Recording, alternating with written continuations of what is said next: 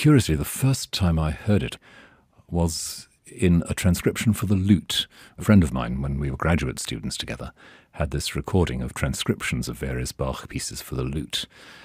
And I remember we used to listen to them a lot after dinner in the evenings in college. And one evening in particular, I recall him saying to me as the record finished, "So, what's the music we would most like to spend the rest of our lives listening to?" And certainly I've spent the last 45 years going back again and again to these cello suites.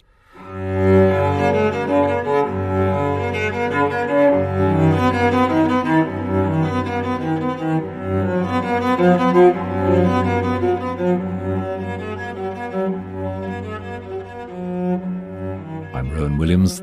I was the Master of Magdalen College, Cambridge, and for 10 years I was Archbishop of Canterbury. We're listening to the first movement of Bach's Cello Suite No. 1.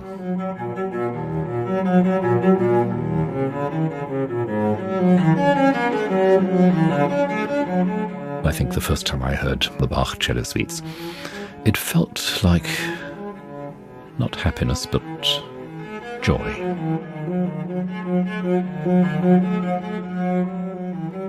Joy is the recognition that this is how the world is, and you're invited to be there. I think that's what people long for and are grateful for in all great art.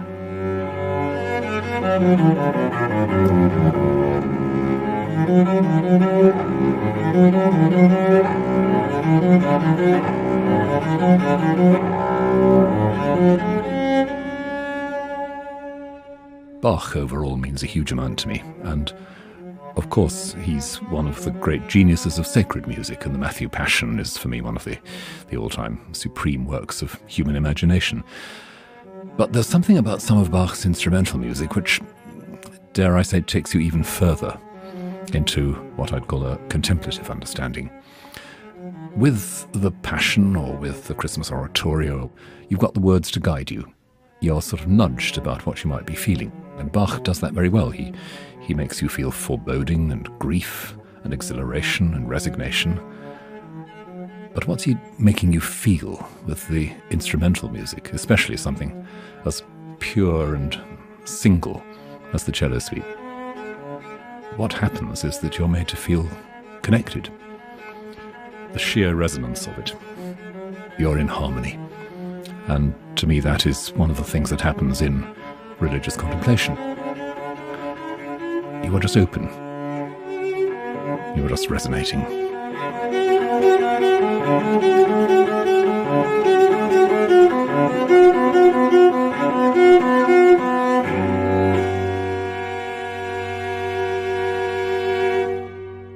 Of course, it's a mystery how exactly this works.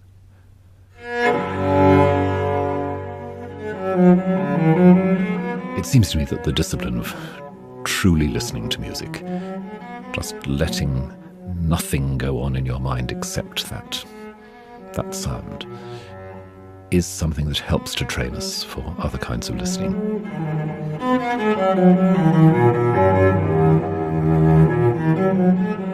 And I know that to listen carefully does mean stopping doing some things.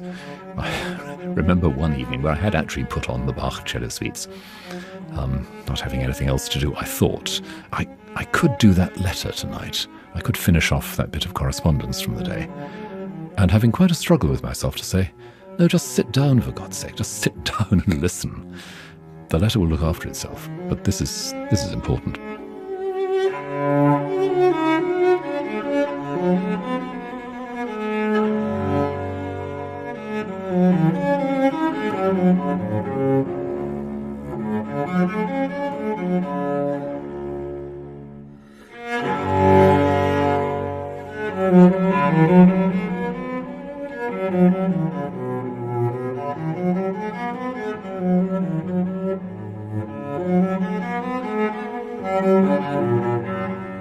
Listening is fundamental to prayer. We sometimes think of prayer as talking to God, and in a sense that's true, but then it's important to listen to what we're saying to God. prayer is an opportunity to interpret your desires in the presence of God. What do I want? Let's get it out there. Let's look at it. Let's allow the light of divine presence to shine on that. There have been times when I've said to God, look, just for once, couldn't you possibly break the habit of a lifetime and tell me what I ought to do? But it's a subtler business than that.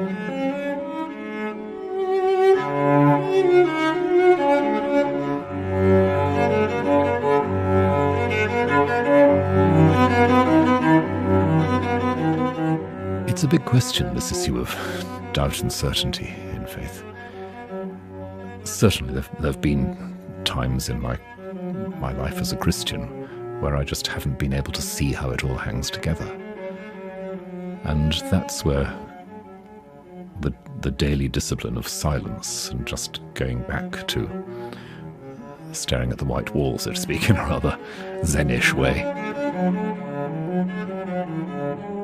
But to me, music connects a lot with that. It's the unpeeling or unrolling of that tight little ball inside that's my ego, my worried, frantic, guilty, ambitious ego.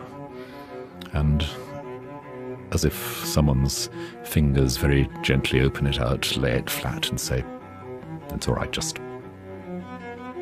be there and receive what's being given.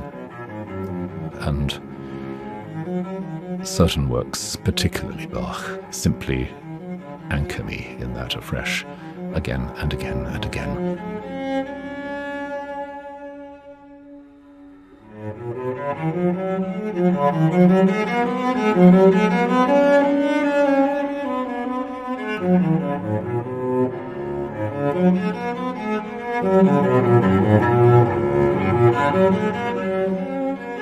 It strikes me always how very simple this is. So much of this is just great spread chords, like the fingers being gently splayed across space.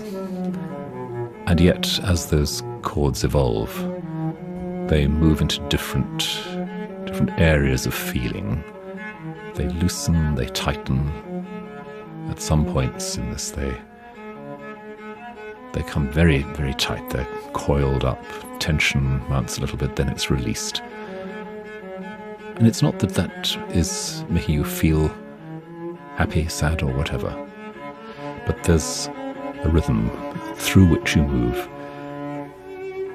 into that final stillness and settlement and grace.